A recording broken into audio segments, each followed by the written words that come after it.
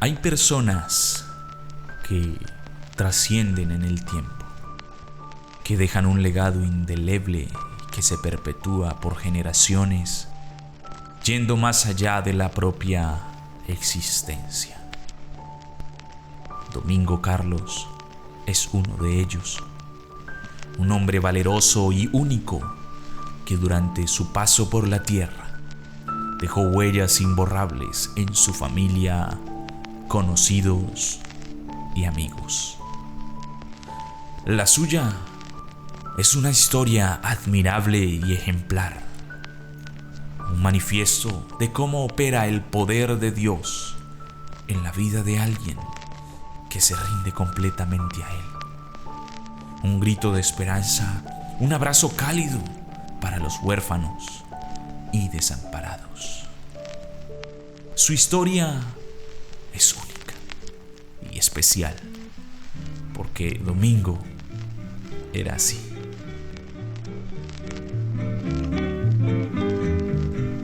La esperanza de todo cristiano es llegar con Cristo a gozar en el reino de luz y de gloria, donde todos sus hijos están. Las moradas donde Él nos espera son de vida, de gozo y de paz. Con su sangre antes de mi padre, pues fueron sus padres de él, que es Jesús María Carlos y Felipa Miranda. Son mis abuelos, los padres de Domingo Carlos Miranda.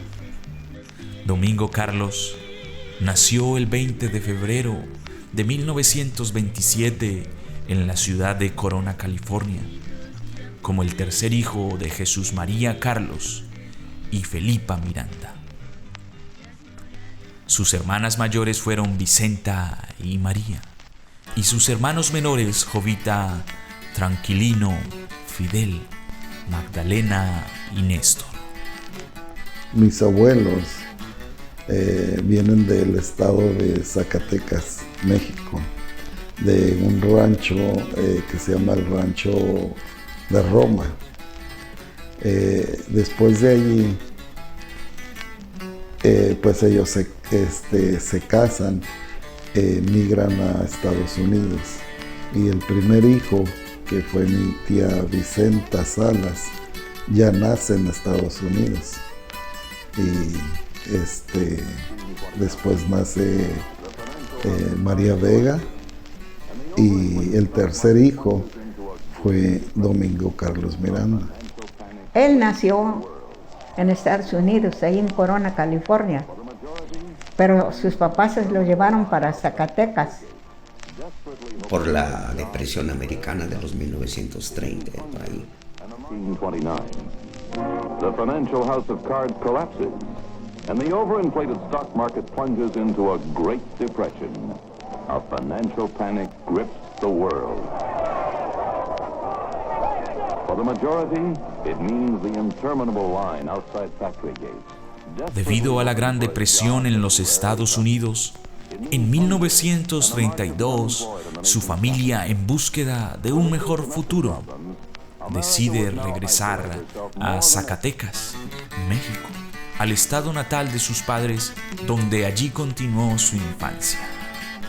Y él hizo su juventud, siendo un niño, pues allí creció en la purísima Zacatecas.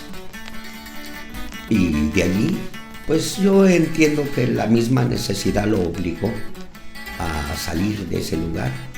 Mi padre me contaba que él y su hermano Tranquilino, un hermano menor que él, salían a las montañas a buscar carbón. La leña, ellos eran leñadores, subían a la sierra de Zacatecas con burros, los cargaban de leña y bajaban al pueblo más cercano, que vendría siendo Jerez, Zacatecas. Allí en las calles ellos vendían la leña. Él no sabía que pues que él había nacido, nomás que después le dijo a su mamá que él tenía que irse a su tierra. Dice, pues ¿dónde es mi tierra? Dice, pues tú naciste en Corona, California. Dice, nada más que los papeles no lo tenemos. Mi abuelo trabajó en los ferrocarriles de California. Empezó en lo que se puede decir el tramo de Calexico, California, hasta Santa Paula. Durante esos años, conforme ellos iban avanzando con las vías del ferrocarril, pues ellos iban mudando de ciudad en ciudad. Y volvieron a ir allá en Corona, California, a buscar sus papeles de nacimiento, pero no lo hallaron. Entonces todavía vivía la señora con que le ayudó al parto de cuando él nació, y ella fue la testiga en la corte. Dice, cuando le preguntó el juez, dice, ¿quién es testigo que este hombre nació aquí? Dice, yo, señor. Dice, yo estuve en el parto de él. Y nació en la tal fecha, tal número de casa y tal calle. Y ya, pues, fueron a mirar y todo era real. A la edad de 17 años comenzó a recorrer muchos estados de México como músico ambulante, hasta que se estableció por completo en la Ciudad de México a la edad de 35 años. Siempre él fue un luchador, ¿verdad? He predicado y narrado la vida de mi padre, que siempre fue un luchador en todas las etapas de su vida. Y él admiraba mucho a un luchador de lucha grecorromana. No desconozco de qué manera, pero de alguna forma él se acercó a ese luchador y hicieron amistad. Y ese luchador le enseñó a luchar. Y es cuando mi padre empieza a luchar. Durante las ferias, allí en los ranchos, había un ring y se ponían a luchar los de los ranchos, uno de un rancho contra otro y así. Pues mi padre derrotaba a los demás porque había aprendido. Y precisamente fue una lucha de esas, se puede decir, no callejera, pero entre amigos, ahí en una fiesta que hubo en ese rancho, en donde otro joven, un poquito mayor que él, se pone a luchar con él. Y mi padre de un movimiento lo agarra y lo hace que dé 3 vueltas. Y como andaba muy cambiado el joven, pues de las maromas que lo hizo dar, el joven quedó todo empolvado y enterrado, de tal forma que el padre de este joven se ofende y ataca a mi padre, un hombre ya pues fuerte, maduro. Entonces el tío de mi padre se da cuenta y se metió a defenderlo. Y es ahí donde se hace un conflicto y después llega mi abuelo y regaña a mi padre. Entonces, pues hubo allí un conflicto y mi padre, pues lastimado, se fue a su casa y mi padre allí es donde decide salir de ese rancho y irse de su casa. ¿A dónde? Ni él mismo sabía. Y emigró hacia México. Entiendo que con su guitarra en mano. Y sí, mucho tiempo estuvo trabajando con su guitarra. Llegó a México y creo que se refugió en un convento ahí en Coyoacán. Y de allí, dice mi papá, que se escapó y se fue a enrolar a la Organización Nacional de Invidentes Mexicanos, y de ahí hizo muchos amigos, y de ahí se desprende pues todo lo que hizo, de que fue comerciante toda su vida.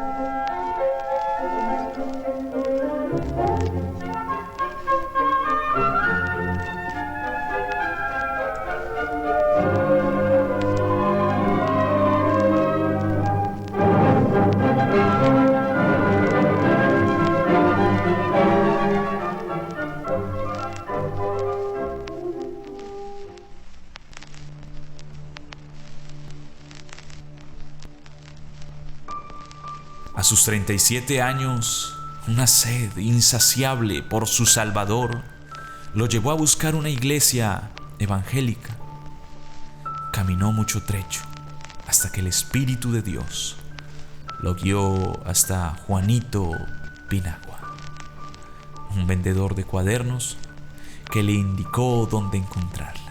Lo que él me testificó es que a la edad de 17 años se juntaba con otros amigos que eran músicos también, y eran 3 músicos, y los nombres eran Camilo y Felipe Vega. Tenían otro hermano, Pedro, pero él no tocaba, y andaban tocando en las fiestas. Fue en 1944, y tocaban en las fiestas en el rancho de Roma, y los invitaban a las fiestas, y a él le gustaba mucho tocar. Era una de sus pasiones de él, tocar. En una ocasión visitaron otro rancho que se llamaba el Rancho del Cerro Prieto, y allí vivían unos familiares de su amigo Felipe. Y según lo que me decía mi papá, que en ese rancho había mucha perdición, había muchas cantinas, la gente era muy viciosa, y mucha perdición, mucho pecado. Y precisamente ellos fueron a tocar a una fiesta, y estando allí miraron una iglesia que ellos le llamaban una iglesia protestante, y pues por curiosidad entraron y estuvieron el resto del servicio, estuvieron allí, y él se impresionó mucho. Nunca había asistido él a una iglesia evangélica. Toda su vida se había criado en lo que es la iglesia tradicional, pero en esa ocasión fue su primera experiencia que él entró al servicio y sintió algo muy diferente. Sintió la presencia de Dios, y le gustaban mucho los cantos, como él era músico. Y específicamente en ese servicio se cantó el canto intitulado La esperanza de todo cristiano. Y ese canto le impactó mucho y se le quedó en el corazón. Nunca se olvidó de ese canto. Ya después de semanas, él seguía entonando ese canto. La melodía se le quedó impregnada en el corazón, y sus amigos pues le empezaron a hacer burlas diciendo: Mingo, ¿te gustó el canto, verdad? ¿A poco te vas a hacer también aleluya? Y pues él seguía, ¿verdad? Seguía. Pero ese canto le impactó, ese servicio, no sé qué clase de iglesia era, una iglesia evangélica, pero allí es donde tuvo su primera experiencia de sentir algo diferente. Y pasaron, creo, como más de 20 años.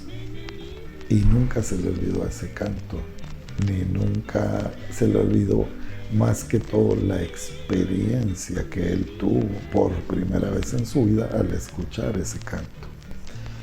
Y después de 20 y tantos años, él sale en las calles de la Ciudad de México a buscar. En una ocasión él se sentía muy decepcionado de su vida, sentía la carga del pecado, de todo su estilo de vida, y empezó a comentarle a personas que él quizás quería cambiar y buscar otra religión porque lo que él había conocido no le satisfacía. Le dijo a su hermano, dice, yo voy a buscar, dice, yo voy a cambiar de religión, dice, voy a buscar una iglesia donde adoran a Dios. Dice, yo ya estoy cansado de la vida. Y que mi tío se empezó a reír. ¿Qué vas a hacer tú en una iglesia protestante? No, yo voy a ir. Y la respuesta de su hermano es, sí, ¿acaso te vas a hacer rico allí, Mingo? Y realmente sí encontró riquezas, no monetarias, pero riquezas grandes, espirituales, para él y para su familia. Se me viene a la mente tal vez cómo fue, porque esa calle, no sé, cientos de veces la recorrí con él. Y se llamaba la calle de la Corregidora en la Ciudad de México. Como que Dios tenía un propósito en su vida, de corregir su vida. La calle se llamaba Corregidora. Y empezó a caminar él con el deseo de preguntarle a las personas sobre una iglesia protestante. Algo más allá de lo que podemos contar con palabras físicas estaba aconteciendo. Porque más de decisión humana estaba obrando Dios. Y le preguntó a un hombre que vendía ahí artículos escolares. Era un hombre chaparrito, de lentes muy espesos, que yo lo conocí, se llamaba el hermano Juanito. Y le dijo, ¿una iglesia? Dice, ¿tú buscas una iglesia? Dice, sí. Oh, dice, pues, dice, yo voy a una iglesia y está en la 5 de mayo, en la colonia 5 de mayo. Y él dijo, no, dice, pues está muy lejos para ir. Dice, ¿y tú dónde vives? Dice, pues yo vivo en la Ramos Millán. Oh, dice, pues ahí hay una. Después de viajar por horas en autobús y a pie, su corazón le animaba a seguir buscando y preguntando, hasta que por fin escuchó una suave y gloriosa canción que lo llevó hasta la puerta de la iglesia. Entonces él sale por las calles a buscar y escucha a lo lejos un canto. Y él se dirigió su oído para acercarse a donde estaba saliendo esa música, o no esa música, esos cantos. Allí no usaban músicas, pero se oían muy hermosos los cantos. Y finalmente encontró la casa, que era un templecito, donde venían los cantos, y tenía una puerta de lámina. Y él se acercó para poner su oído en la puerta. Y ya cuando llegó allí, nomás le hizo así, como tentando la puerta y ya le abrieron. Y un hermano lo recibió y le dijo, pase para adentro. Como que Dios ya tenía preparado. Y él al llegar, Dios estaba allí para recibirlo.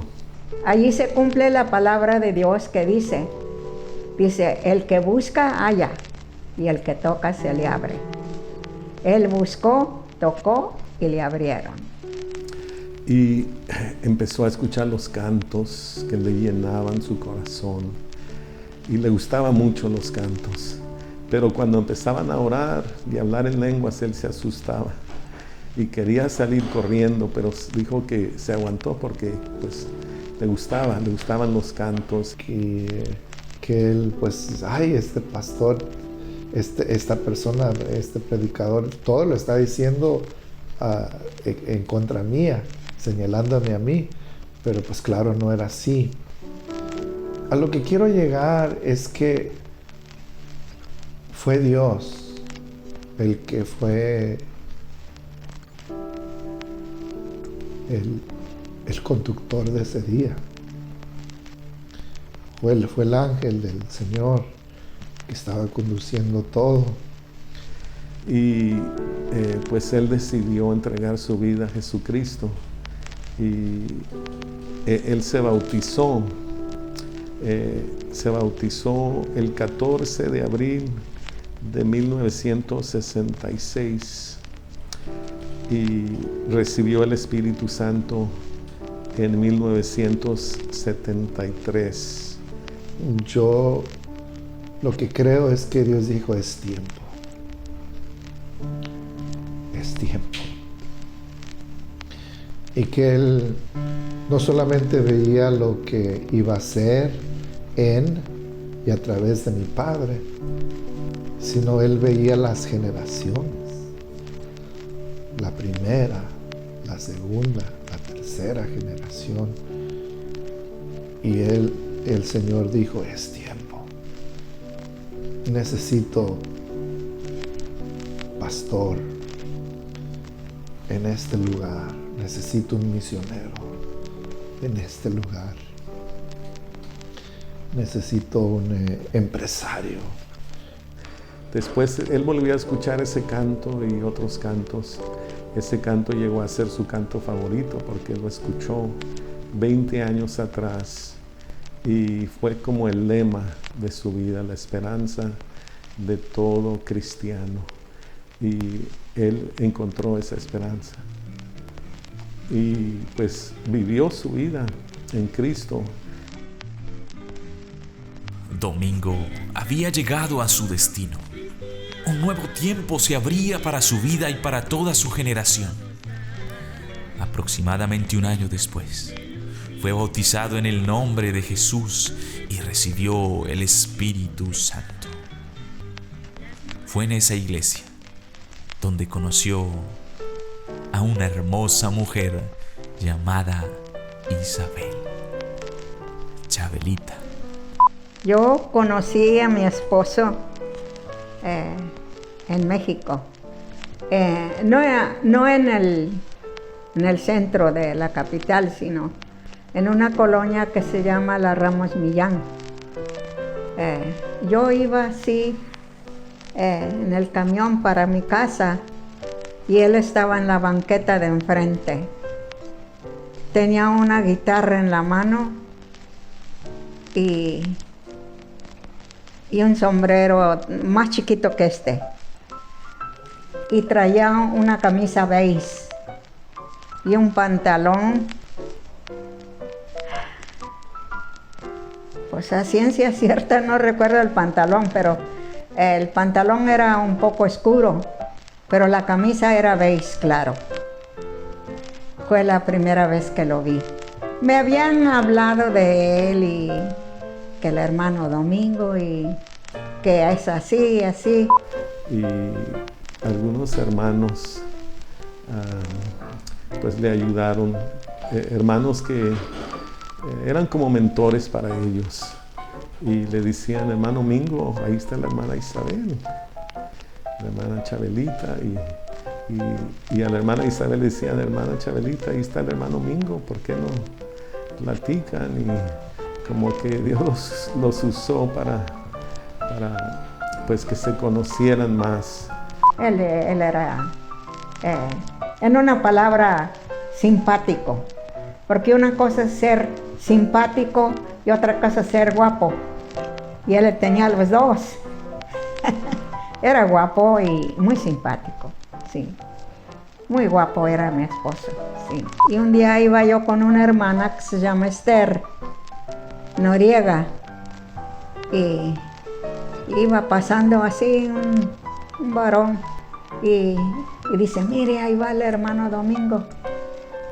Le digo, ¿cuál? Dice, aquel que va ahí. Ya, no más. Pasó por la boca de la hermana y lo vi con mis ojos y pasó de mi mente y se fue. Y a él le gustaba que estuviera yo nomás con él. Sí. Sí. Y pues él me quiso mucho, pero eso sí que era muy celoso. Muy celoso. Pero bueno, pues, yo creo que es de todos los hombres, ¿verdad? El celo. Pues a veces se estaba riendo y no muy seguido. Pero cuando se reía a carcajadas. Sí. Y pues eran pocas las veces que se reía a carcajadas, pero siempre nomás se reía así, como queriéndose reír y eso era todo. Pero cuando había el chiste es que así que se echaba una carcajada, pero bien grande, sí. Sí, pero sí era de buen humor, no era así como mal genioso y eso que nomás que no se ríen ni hablan ni platican. Pero cuando lo volví a ver, lo reconocí que era él. Iba a ir, él estaba esperando el camión que iba a ir al centro, pero yo ya venía del centro. Sí, esa fue la primera vez que lo vi bien. Domingo fue un ejemplo visible del poder de confiar en Dios. Toda su vida reconoció al Dios verdadero, el Dios fiel, que cumple su pacto generación tras generación y muestra su fiel amor a quienes lo aman y obedecen sus mandamientos. Él proveyó por su creciente familia como comerciante y músico ambulante, trabajando 12 horas al día en medio de muchos desafíos para poner comida sobre la mesa. Hablar de la vida de mi papá, pues sí, es hablar de muchas aventuras. A lo largo de los años, pues, dada su discapacidad, yo me volví su lazarillo. Lo guiaba yo a todas partes. Ya sea cuando él se dedicaba al comercio, pues tenía yo que auxiliarlo. A pesar de que era invidente, no recuerdo nunca que él haya usado eso como excusa para no desempeñar su responsabilidad como padre, como esposo. Muchas veces nos levantábamos muy temprano, a las 4 de la mañana, y salíamos a trabajar. En aquel tiempo hacíamos gelatinas. Ese es un trabajo que se requiere muy de madrugada. Hacíamos de muchos sabores. Mi madre las hacía y mi padre y yo cargábamos las vitrinas y nos íbamos a un lugar que se llama Mercado de las Flores, que está ahí en la Merced. Es un mercado muy grande en la Ciudad de México donde venden todo tipo de verduras, chiles, lo que usted quiere encontrar de frutas y verduras lo hay en la Merced. Y ahí yo lo acompañaba, yo llevaba una canastita y yo estaba encargada de cargar las fresas que los usaban para hacer licuados, porque mis padres también tuvieron un puesto donde se vendían licuados y jugos.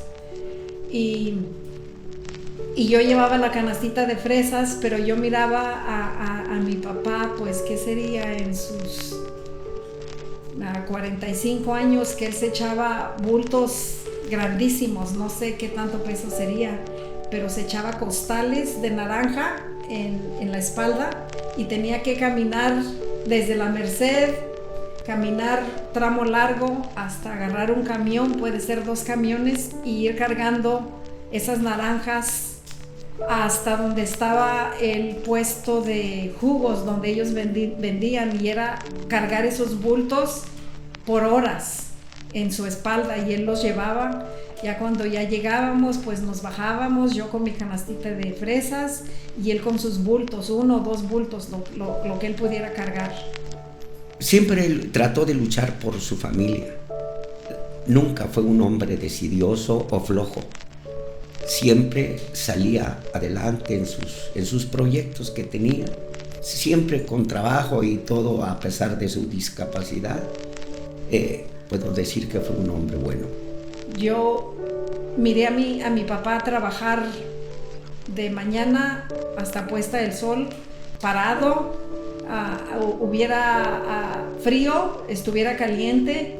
Vendía cintas métricas, billetes de lotería, o sea, su vida fue de comercio. Cuando a veces había temporadas de una cosa, vendía eso, que era la temporada de Navidad, vendíamos cosas de Navidad, que era temporada del niño, vendía cosas para niños, que los reyes vendíamos juguetes. O sea que su vida fue de comercio y de acción, porque a él le gustaba la acción, el trabajo. No importara en qué, no importara el tiempo, la temporada, lo que fuera. Lo importante es que hubiera un pan en la mesa para la familia, para los hijos, para su esposa. No importando que fuera domingo, que fuera día festivo, que fuera Navidad, que fuera Año Nuevo. Y no era un hombre dejado tampoco, ni cobarde, era un hombre valiente. Domingo demostró un extraordinario liderazgo organizacional. Fue uno de los miembros de la mesa directiva de la Organización de Invidentes Mexicanos, siendo el secretario del Interior y tesorero. Él ahí, dada su honradez, fue una persona muy querida en esa organización. Lo hicieron secretario del Interior, es decir, él manejaba las finanzas de lo que había ahí.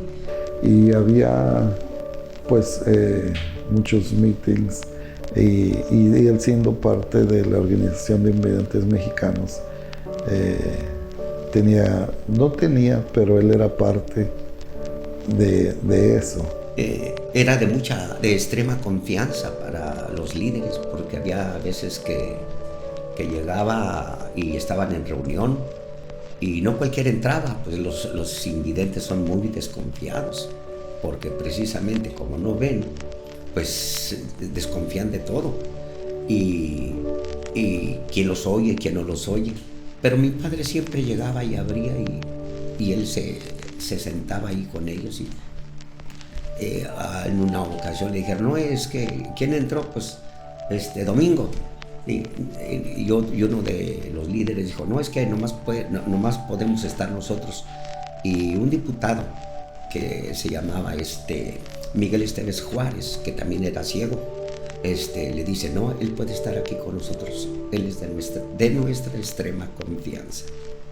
El grupo fundador obtuvo muchas victorias al enfrentarse a las duras políticas gubernamentales y el abuso físico y violento contra los invidentes. En una ocasión, las despiadadas fuerzas gubernamentales y policiales llevaron a cabo una serie de actos brutales y calculados en toda la ciudad contra cientos de invidentes.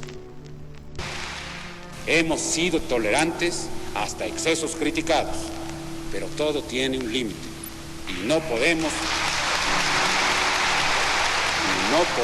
permitir ya que se siga quebrantando irremisiblemente el orden jurídico como a los ojos de todo mundo ha venido sucediendo. En aquel tiempo en México fue una convulsión social con los estudiantes de 1968 que fueron masacrados en la Plaza de las Culturas. Y mi padre, siendo miembro de la Organización de Invidentes Mexicanos, pues de alguna forma pertenecían a un movimiento estudiantil. Y el movimiento estudiantil hizo un meeting en la Ciudad de México y estaban en Tlatelolco y estaban en el Zócalo de la Ciudad de México y en algunos otros lugares. Entonces los cieguitos que iban allí, pues yo era Lazarillo, los llevaba yo en fila a los mítines o a las marchas, a los plantones que hacían, yo los guiaba. Y mi padre, esa vez atendió a ese lugar con mi hermano mayor, con Andrés, y Andrés era un niño. De repente pues se oyó mucho muchos gritos, mucha gente y el marchar de los soldados que venían para atacar el pueblo. Entraron los tanques de guerra ahí por las calles de Madero, de 20 de noviembre, y oímos el rugir de los tanques, y le digo a mi papá, pues, vámonos, papá. Y él dice, vámonos a todos. Y hicimos una fila como de unos 15 cieguitos y nos echamos a correr. Para arriba y para abajo, y la gente corría como, pues ahora sí que mucha gente corría, y entonces corrieron ellos también y se metieron por una calle, otra calle, y se salieron de allí del sitio donde había tanta bala. Mi padre me contaba que 3-4 días después que él iba caminando por la calle y que de repente veía cuerpos volar, porque en los edificios los militares encontraban estudiantes y los aventaban por la ventana. Y esas aventuras pues son de recordar, porque habla de que vivíamos en un gobierno intolerante, un gobierno dictatorial, un gobierno que masacró a los jóvenes que pedían un poco más de democracia. Y mi papá apoyó todas esas causas. Todas estas políticas y abusos fueron derrotados a través de manifestaciones organizadas y batallas en los tribunales, y se ganó la lucha por los derechos. El asombroso valor y liderazgo de Domingo le ganaron un gran respeto por parte de sus colegas y de todos los miembros de la organización. A través de sus esfuerzos pioneros, hoy personas invidentes disfrutan de muchos derechos y privilegios en todo el país de México. Al no ver un futuro para sus hijos, soñó una nueva visión: llevar a la familia a la tierra prometida. Pero todas esas cosas, toda esa represión que había en el país, pues empujó a mi padre a salir de la Ciudad de México. Y sí, en una ocasión yo pregunté, pues, ¿por qué nos fuimos? Pues es que en la Ciudad de México era muy complicado, muy difícil, trabajando cada día y no se avanzaba, muy reñido todo, trabajar, levantarse de la madrugada hasta la noche, y no era sostenible eso. En 1975, él se viene a trabajar a Texas, al Paso, Texas. Él trabaja por 1 año. Después de preparar el camino para su familia, fue por ellos y regresó, estableciéndose en Ciudad Juárez. Él regresó.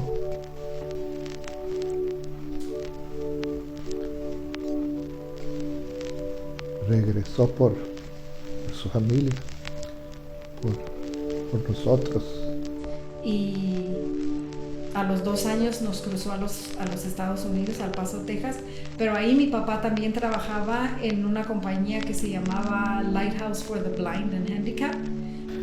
The Lighthouse for the Blind es un lugar donde personas incapacitadas mental, físicamente, o ciegos, parcial o 100% con ceguera, trabajan. Ahí se les da entrenamiento para que trabajen y para que ellos se valgan por sí mismos. Mi papá, cuando llegó a trabajar ahí, él manejaba una máquina que hacía escobas. Le cortaba lo que son las puntas de lo que es la escoba, y en el otro extremo lo que viene siendo el palo de madera, porque todas las escobas tienen que llevar una cierta dimensión. Entonces con una guillotina él cortaba la escoba y del otro lado cortaba el palo de la escoba. Ahí mi papá hacían escobas, hacían mapeadores, plumas. Y me acuerdo de las plumas porque me acuerdo que mi papá siempre tenía los dedos de las manos azules porque trabajaban con la tinta de las plumas. Entonces mi papá siempre cargaba sus deditos pues color azul, pues porque trabajaba. Y él trabajaba y entraba a las 8:30 y salía a las 5:30. Y ahí trabajó él por algunos 5 años probablemente. Y durante ese tiempo pues nosotros vivíamos en Ciudad Juárez, Chihuahua. Solamente venía los fines de semana y cada viernes mi mamá nos mandaba a mi hermano Ismael y a mí a ir a levantarlo. Y pues a veces el dinero que le daba mi mamá a Ismael para el pasaje se lo gastaba o otra cosa y teníamos que buscar otras maneras de llegar. A veces hasta nos subíamos arriba detrás de los camiones y ahí íbamos. Pero cada viernes él llegaba y pues era una bendición, siempre traía bendición él. Nos daba nuestro domingo, traía comida y pues cuando él llegaba nos sentíamos contentos. Él decidió primeramente que entráramos al país legalmente, no ilegalmente. Él pidió la ciudadanía de sus hijos y como al año y medio a él le dicen que nos habían dado la residencia para estar en Estados Unidos y él la rechaza y dice no, yo no quiero que le den la residencia a mis hijos, yo quiero que le den la ciudadanía. Y dijeron, pues pueden estar en Estados Unidos y después pides la ciudadanía. Y él la rechazó y dijo, no, yo quiero la ciudadanía. Dijeron, pues el proceso va a durar más tiempo. Y él dijo, tengo tiempo. Y nos trajo a un nuevo país donde pues pudimos tener ciertas oportunidades que no que iban a ser imposibles en otros lugares, pero fueron de bendición, como el hecho de que yo pues estudié en la universidad no teniendo recursos. Y el 6 de enero de 1978, firmada por el juez Pérez, en El Paso, Texas, nos dieron la ciudadanía a mí y a mis hermanos menores. Y posteriormente, un año después, le dieron a mi madre también la residencia y después con el tiempo mi madre se hizo ciudadana. Mi padre fue el que nos trajo a este país y han pasado los años, estoy seguro que ahora pues todos pues no les falta nada, tienen algunos sus negocios, sus carreras, pero creo que por lo general todos seguimos conscientes de que es de parte de Dios, de que mi padre tuvo mano en eso, mi madre.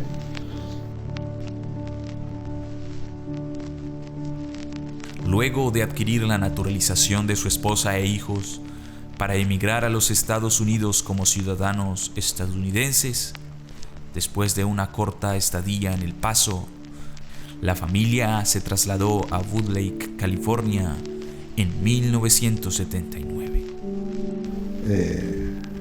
Fue un viaje tremendo. Yo tenía 12 años. Yo fui el líder, por supuesto que era él, pero supuestamente yo era el que dirigía el viaje, el camino, porque era el mayor el que venía en ese viaje y el que decía para dónde ir. Manejamos de Texas, Nuevo México, en Arizona. Tuvimos un percance con la camioneta que le decíamos la burra.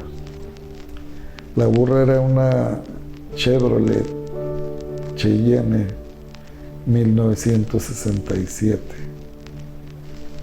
que el mecánico en El Paso, Texas, le dijo que esa camioneta nomás llegaría a California, pero arriba de un tren.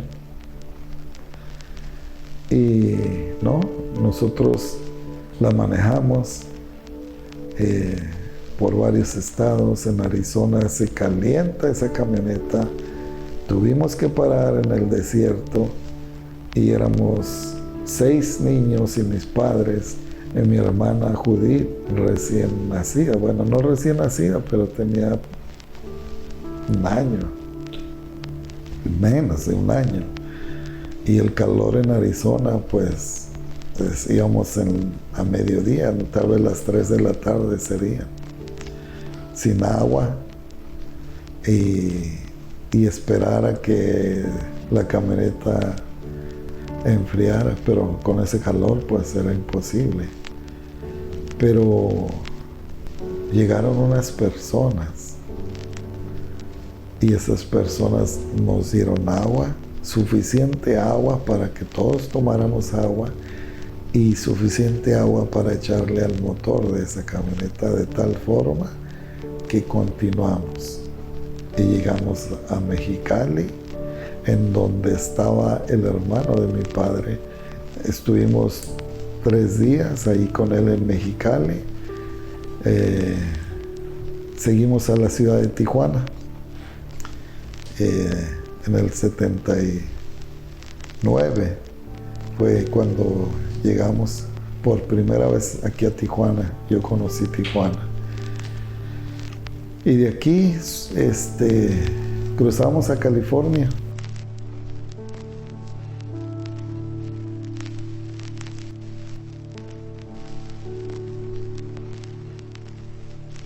Su visión de llegar a la tierra prometida se había convertido en realidad. Domingo convirtió a Dios en la roca de su familia, el refugio seguro de todas sus generaciones. Era un apasionado por el servicio a Dios. Se dio completamente y con pasión por la obra del Señor. Su amor por la iglesia era notorio. En 1979, él tenía una hermana en California, en un pueblito de 5,000 habitantes que se llama Woodlake, California. Y mi padre nos llevó allí, vivimos como 5 años, arribamos allí en junio de 1979 y nos establecimos. Allí mi papá finalmente pudo entregarse más a las cosas de Dios. La iglesia apostólica de Woodlake ministró fielmente como diácono.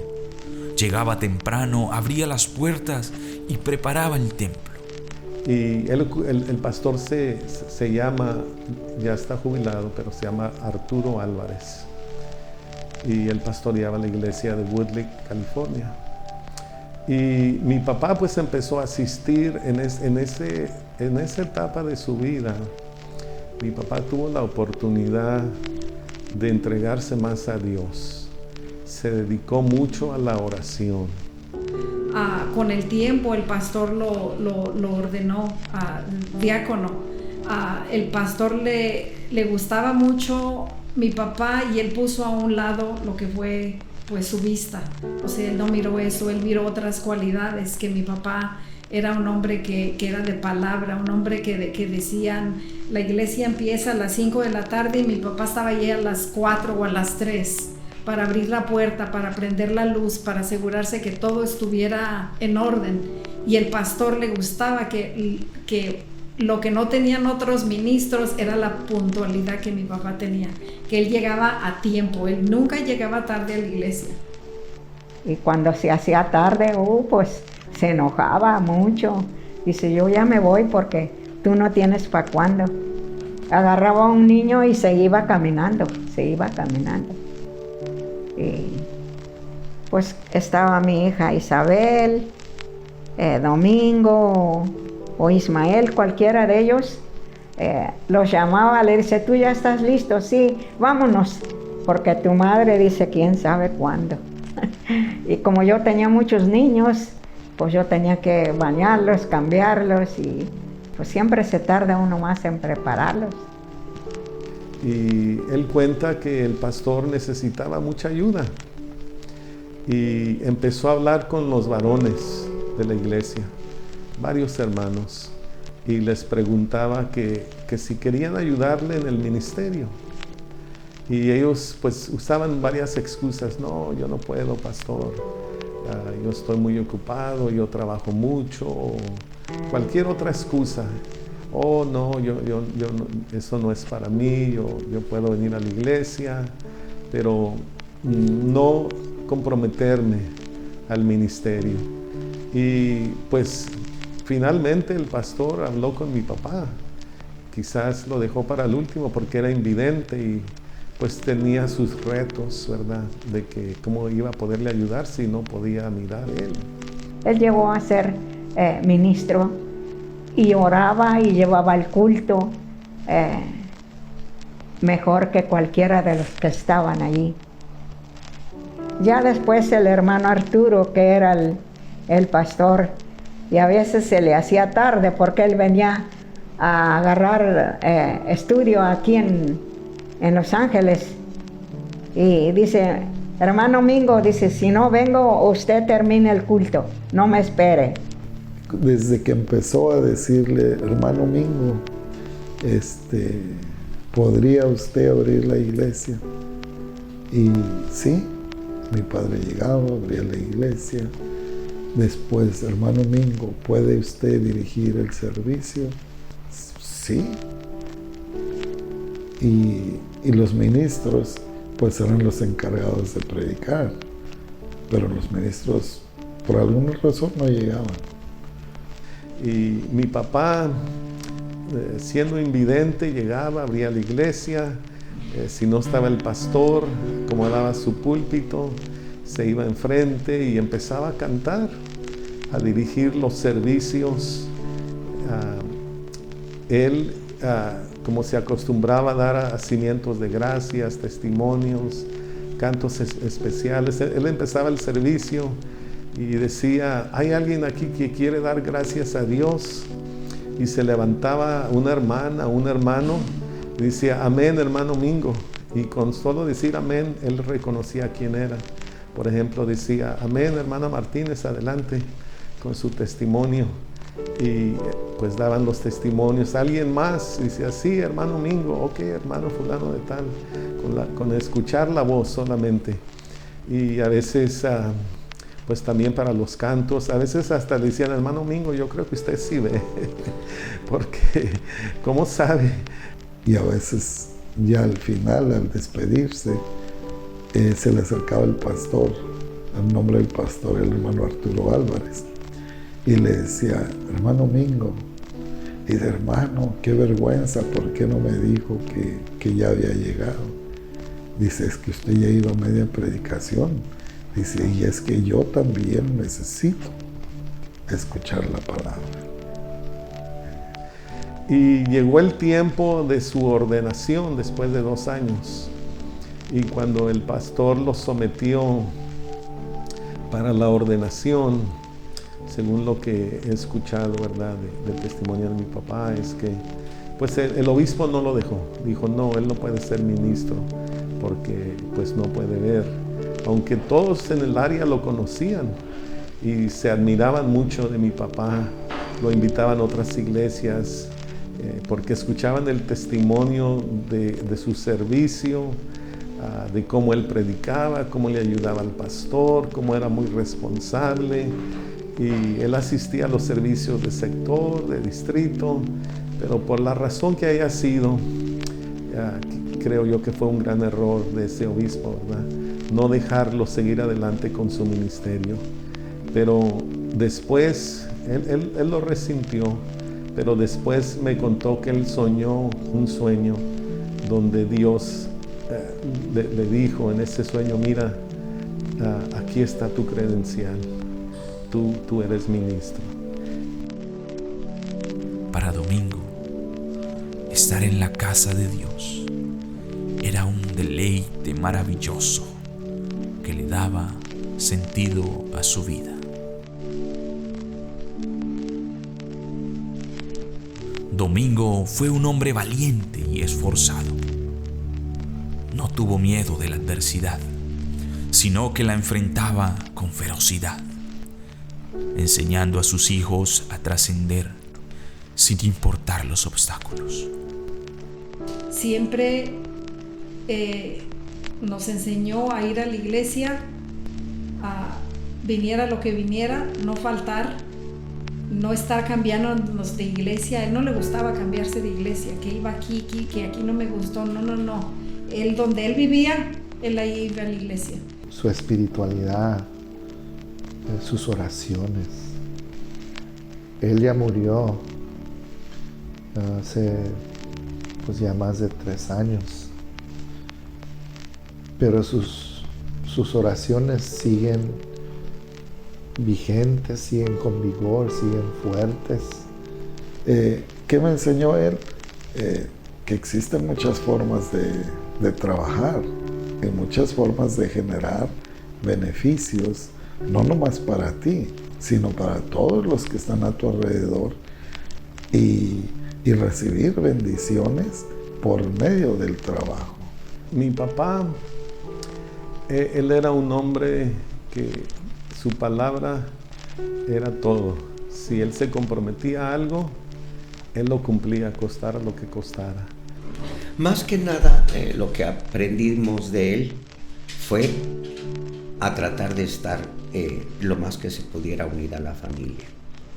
Él procuraba siempre, pues, que todos estuviéramos bien, que tuviéramos que comer, que tuviéramos que vestir.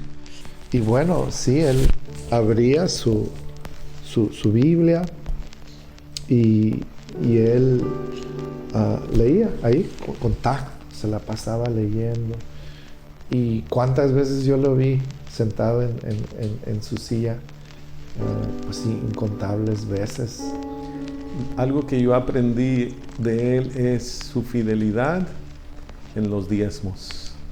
Aunque él se quedara sin dinero, pero él era fiel en sus diezmos.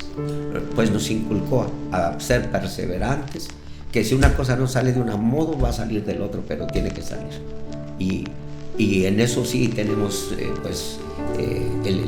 la confianza de que sí, si no sale una cosa de una forma, sale de otra, pero de que se tiene que concluir, se tiene que concluir. La escuela que me dejó es que si él tomaba un chocolate para mí, él sacaba de la bolsa el dinero y pagaba ese chocolate.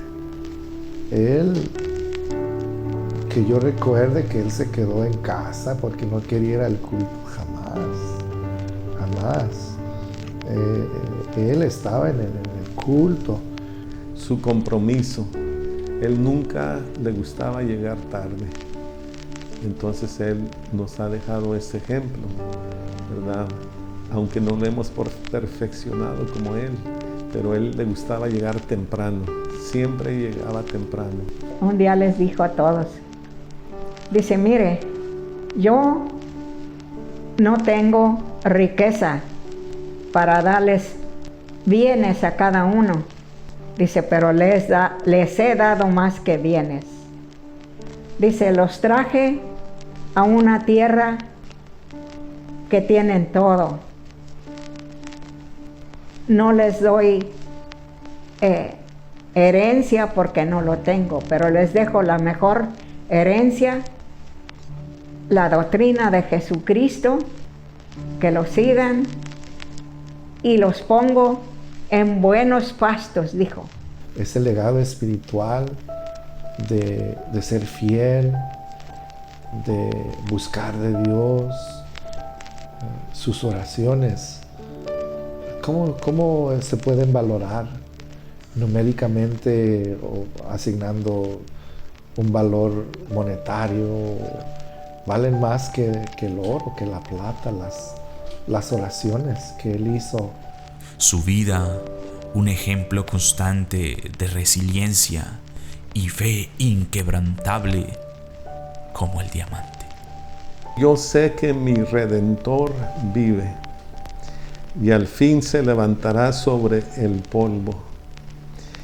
Y después de deshecha esta mi piel, en mi carne he de ver a Dios, al cual veré por mí mismo, y mis ojos lo verán y no otro, aunque mi corazón desfallece dentro de mí. Y su esperanza de Él y lo que Él nos transmitió es que algún día estaremos con Cristo y que Él, aunque fue invidente en este mundo, pero Él murió con esa esperanza de que un día Él iba a ver a su Redentor. Y sí, va a llegar este momento.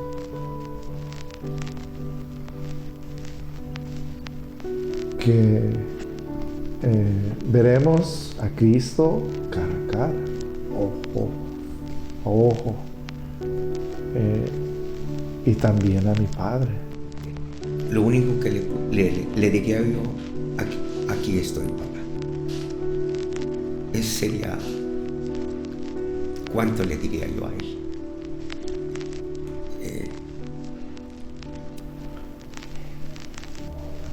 Le diría, no le diría, sino que lo abrazara y lo viera cara a cara, pudiera danzar con él ante la presencia de Dios. Y lo que me da alegría y gozo es que allí, cuando yo llegue con Cristo y vea el rostro del Señor, ahí va a estar mi papá también. Ahí va a estar Él también en la presencia de Dios y por la eternidad. Yo siempre en mi memoria será espiritual.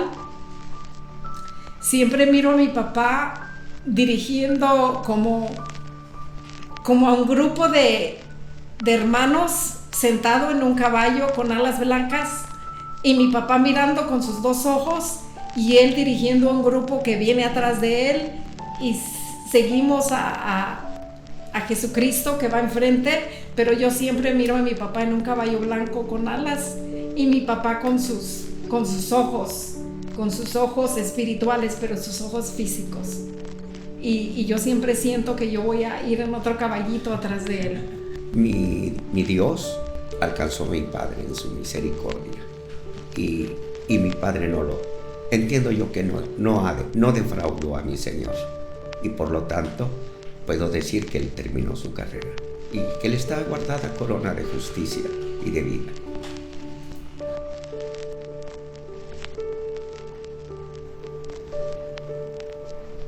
Pues hasta este día nunca he dejado de llorar por él, porque para mí fue el hombre que más quise en mi vida. Pero un día nos teníamos que separar. Pero me dio la oportunidad mi Señor, que yo lo quise hasta la muerte. Y le doy gracias a Dios por ello. Atesoremos el legado más especial, el legado espiritual que nos dejó nuestro Padre. Y si tú quieres, ahora sí le hablo directamente a alguien, si tú quieres verlo otra vez, Es tiempo de que te rindas a Cristo, que nazcas de nuevo, que tu nombre sea escrito en el libro de la vida y que así estemos listos, preparados para ver a Cristo, que es el Salvador del mundo, de todos. Ahora somos hijos de Dios y aún no se ha manifestado lo que hemos de ser, pero sabemos que cuando Él se manifieste, seremos semejantes a Él, porque le veremos tal y como Él es. Entonces esa era la esperanza de mi padre, la esperanza de todo cristiano, es algún día llegar a estar con el Señor. Y cuando venga el príncipe de los pastores, Domingo será levantado y sus ojos por primera vez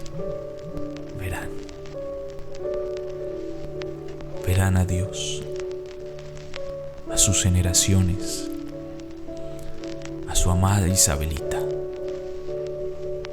El Señor enjugará toda lágrima de los ojos de ellos y ya no habrá más muerte, ni habrá más llanto, ni clamor, ni dolor, porque las primeras cosas pasaron. Verá el fruto de su entrega a Dios, se deleitará en la presencia del Señor eternamente y allí iniciará su esperanza, la esperanza de todo